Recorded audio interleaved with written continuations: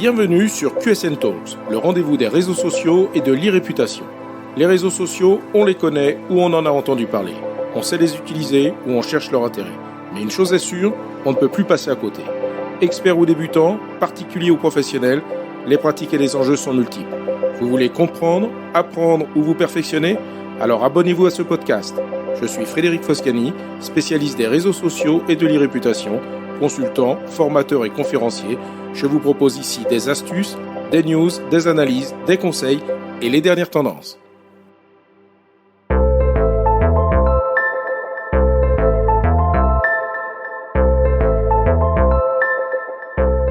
Bonjour. Avec le lancement de Threads, qui veut concurrencer Twitter, Meta a annoncé vouloir intégrer son nouveau réseau social aux faits divers. Cette annonce peut marquer un tournant significatif, non seulement pour Meta, mais aussi pour l'écosystème global des réseaux sociaux. Pour comprendre l'importance de cette annonce, il faut tout d'abord connaître le concept de faits divers. De quoi s'agit-il ? C'est ce que je vous propose de décrypter aujourd'hui dans l'épisode 62 de QSN Talks, car l'arrivée d'un géant comme Meta dans le concept de faits divers peut être une évolution cruciale qui peut totalement bousculer notre façon d'utiliser les réseaux sociaux. Le terme faits divers est la contraction des mots fédération et univers. Il s'agit donc d'univers fédéré qui peut être décrit comme un groupe de réseaux sociaux indépendants mais capables de communiquer entre eux. Entre 2008 et 2011, la création de certains protocoles ont permis la mise en place d'une infrastructure autorisant des réseaux sociaux distincts à communiquer entre eux, tout en restant des plateformes indépendantes. On pourrait comparer cela aux services de messagerie qui, malgré leurs spécificités, peuvent communiquer entre eux. En janvier 2018, un tournant majeur s'est produit avec l'arrivée du protocole ActiviPub, visant à améliorer l'interopérabilité entre différents logiciels. La plupart des logiciels utilisant d'anciens protocoles ont alors migré vers ActiviPub, ce qui a conduit à une redéfinition du fait divers autour de ce nouveau standard. Le fait divers est caractérisé par sa nature décentralisée permettant l'interopérabilité entre plateformes ayant chacune leur spécificité et leur format caractéristique. Jusqu'à présent, ce qui se passait sur un réseau social restait dans ce réseau. Le fait divers bouleverse cela, en permettant aux utilisateurs de différentes plateformes d'interagir les uns avec les autres sans créer de compte individuel pour chaque plateforme. Chacune des plateformes représente un fragment unique de l'écosystème du fait divers, offrant des fonctionnalités différentes tout en permettant une communication interplateforme. Grâce à un langage commun, ce fameux protocole ActiviPub, le fait divers constitue un groupe de réseaux sociaux interconnectés fonctionnant sur le principe de communication ouverte et décentralisée. Jusqu'à présent, le fait divers comprend des plateformes telles que Mastodon, Pleroma et Misskey, qui sont des plateformes de microblogging comme X, ex-Twitter. On y trouve aussi Lemmy, un réseau de forums similaire à Reddit. Pertube, une alternative à YouTube pour le partage et la diffusion de vidéos, est également présent, tout comme PixelFed, qui est similaire à Instagram, et Friendica, un réseau social qui combine des éléments de Facebook et Twitter. Chacune de ces plateformes, grâce au protocole ActiviPub, peut interagir avec les autres au sein du fait divers, permettant une grande interopérabilité entre différentes communautés et une variété de types de contenus et de formats. Par exemple, un utilisateur sur Mastodon peut interagir avec un autre sur Peertube, malgré les différences de leur plateforme. Cette capacité à connecter divers réseaux sociaux décentralisés sous une bannière commune est ce qui définit et enrichit l'expérience du fait divers. Après l'avoir annoncé, Meta a récemment entrepris des tests pour intégrer Threads dans le fait divers. Threads, dont je vous parlerai plus en détail dans un prochain épisode, était initialement lié à Instagram. Dans le but de faciliter son intégration aux faits divers et également de répondre aux exigences du RGPD sur la gestion des données personnelles, il est désormais possible de créer et supprimer des comptes Instagram et Threads indépendamment, permettant une plus grande autonomie pour les utilisateurs. Cette annonce de l'arrivée de Threads et donc de Meta va probablement accélérer le développement du fait divers, ouvrant une nouvelle ère de communication numérique décentralisée, car en étendant sa présence au sein du fait divers, Meta s'engage dans une nouvelle voie, celle de l'interopérabilité et de la décentralisation. Abordons maintenant les perspectives d'avenir de ce fait divers. Aujourd'hui, le fait divers est un écosystème dynamique et en croissance comme nous venons de le voir. Les plateformes comme Mastodon, Lemmy, Peertube et Pixelfeld, par exemple, continuent d'attirer des utilisateurs cherchant des alternatives aux réseaux sociaux conventionnels. Les questions de confidentialité des données sur de nombreuses plateformes, le déclin de Twitter, les premiers tests d'intégration de Threads, l'intérêt de Tumblr pour le fait divers sont autant de signaux indiquant l'attrait croissant du modèle. Tout cela suggère un avenir où le fait divers pourrait devenir un acteur majeur dans le paysage numérique, offrant une alternative aux plateformes centralisées. Cette tendance vers la décentralisation pourrait remodeler la manière dont nous interagissons en ligne, favorisant la diversité, la personnalisation et le contrôle par l'utilisateur. La promesse d'une communication multiplateforme est aussi une opportunité de visibilité pour les marques. Toutefois, le fait divers devra surmonter des défis tels que la facilité d'utilisation, la modération des contenus, l'adhésion d'autres réseaux sociaux et l'adoption par le grand public pour réaliser pleinement son potentiel. L'émergence du fait divers coïncide également avec d'autres évolutions majeures comme le Web 3.0 et le métaverse. Faisons donc le point sur ces tendances, leurs différences et leur imbrication. Le Web 3.0 ou Web 3 représente la troisième génération de l'Internet, caractérisée par une architecture elle aussi décentralisée. Contrairement aux versions précédentes du web, dominées par des entreprises majeures, le Web 3.0 vise à redonner le contrôle aux utilisateurs et aux créateurs de contenu. Ce nouveau paradigme s'appuie sur plusieurs composantes clés. Tout d'abord, le web sémantique. Le déploiement de l'intelligence artificielle va permettre d'aller beaucoup plus loin pour comprendre les intentions et les significations derrière les requêtes des utilisateurs, dépassant ainsi le principe traditionnel des mots-clés. Ensuite, l'intelligence artificielle, justement, qui va permettre d'améliorer la pertinence des résultats de recherche. Le recours à la réalité virtuelle permettra également de créer des expériences beaucoup plus immersives. Et enfin, la blockchain et les crypto-monnaies vont permettre des transactions directes entre utilisateurs sans intermédiaire.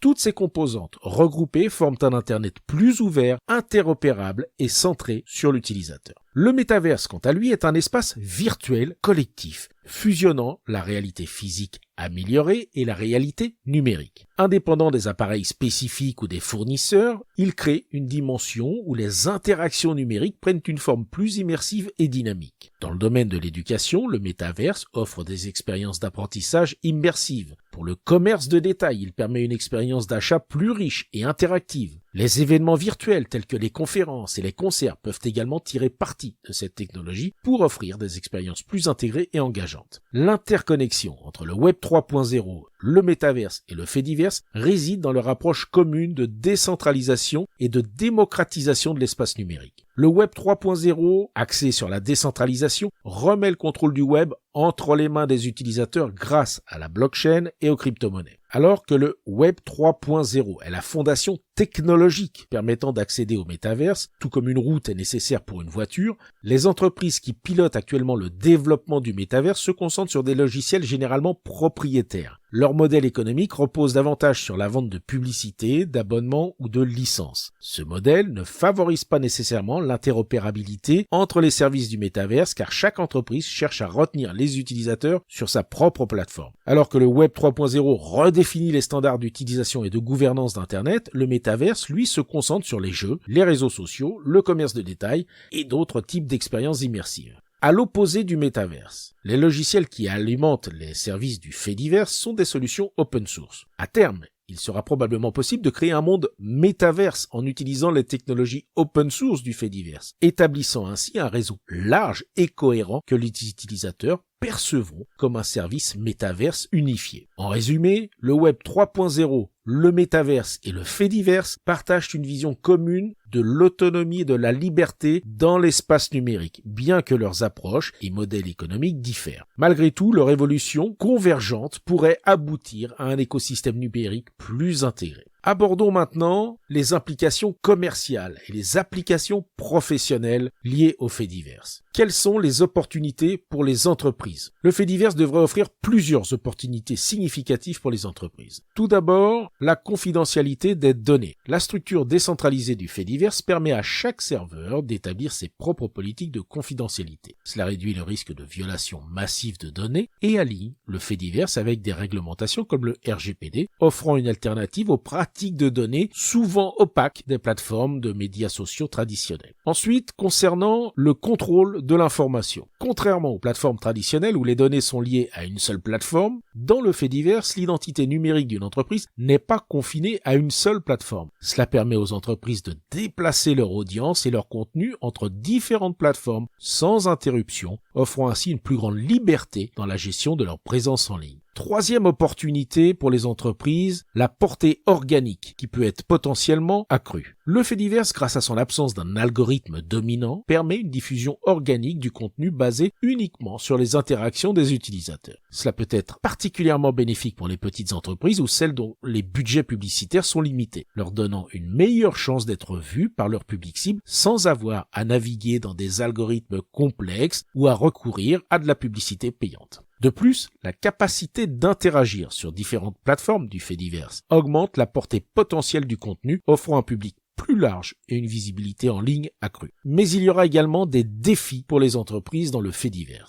Tout d'abord, la gouvernance. La gouvernance du fait divers est actuellement assurée par un groupe restreint de développeurs et d'administrateurs, ce qui pourrait limiter son expansion. Ce sont de vrais défis en termes de gouvernance participative qu'il faudra gérer au fur et à mesure que le nombre de plateformes augmentera. Autre défi, l'adaptation des utilisateurs. Pour les nouveaux utilisateurs, y compris les entreprises, s'adapter au fait divers peut être complexe. Les différences dans le fonctionnement par rapport aux plateformes traditionnelles peuvent représenter de réels défis pour bon nombre d'entreprises qui ont mis du temps déjà à se familiariser avec le mode de fonctionnement des différents réseaux sociaux et pour comprendre ce que cela pouvait leur apporter en termes de communication. L'adaptation au changement sera une fois de plus l'un des facteurs clés pour les entreprises. Troisième défi, les ressources. La nature open source du fait divers signifie souvent que les projets sont menés avec des ressources limitées. Les administrateurs de ces plateformes peuvent faire face à des défis financiers et de capacité affectant la stabilité et le développement des plateformes. Mais dès lors que des plateformes telles que Meta décident d'intégrer l'écosystème, il est plus que probable qu'elles prendront un rôle essentiel dans la gestion de cet aspect. Quatrième défi, la gestion des contenus et de l'information. Dans le fait divers, les décisions de modération de contenu sont prises au niveau de chaque plateforme. Pour une entreprise, cela signifie naviguer dans un environnement où la portée de son contenu peut être influencée par des décisions décentralisées et non plus par un seul algorithme centralisé. Enfin, les opportunités que permettrait le fait divers pour les entreprises en permettant de démultiplier leur visibilité vont aussi bousculer de façon drastique les normes établies par les réseaux sociaux traditionnels auxquels un bon nombre d'entreprises s'étaient familiarisées. Ce changement de paradigme va obliger les entreprises à revoir en profondeur leur stratégie de communication sur les différentes plateformes sociales. En conclusion, l'évolution des réseaux sociaux et de la communication numérique s'oriente vers une plus grande décentralisation avec l'émergence du fait divers et son adoption croissante de nombreuses plateformes et l'impact fort que devrait avoir le choix de Meta d'y intégrer Threads. Si Meta confirme ses tests actuels et pérennise sa présence dans le fait divers, il est fort probable que d'autres acteurs historiques décident de suivre cet exemple. Parallèlement, le développement du Web 3.0 et du métaverse représente une nouvelle frontière numérique promettant plus d'autonomie et d'expérience immersive. Toutefois, ces évolutions apportent de nouveaux défis, notamment, nous l'avons vu, en matière de gouvernance, d'adaptation technique et de gestion des ressources. Ce paysage en évolution offrira des opportunités uniques aux entreprises qui sauront intégrer ces changements dans leur stratégie social media. Cela exigera de leur part une compréhension approfondie de ces nouvelles dynamiques et donc de s'en préoccuper dès maintenant. Cet épisode vous a intéressé? Alors abonnez-vous pour ne pas rater la suite. Et n'hésitez pas à donner 5 étoiles au podcast sur Apple Podcast et à le partager sur vos réseaux sociaux préférés. Ça fait toujours plaisir. Ce podcast est rendu possible par QSN Digital, l'agence que j'ai fondée pour conseiller, accompagner et former les professionnels, entreprises, dirigeants et personnalités à définir et gérer leur stratégie de présence sur les réseaux sociaux et leur e-réputation. Vous avez des problématiques de visibilité, d'image, de veille, de recrutement et de relations clients?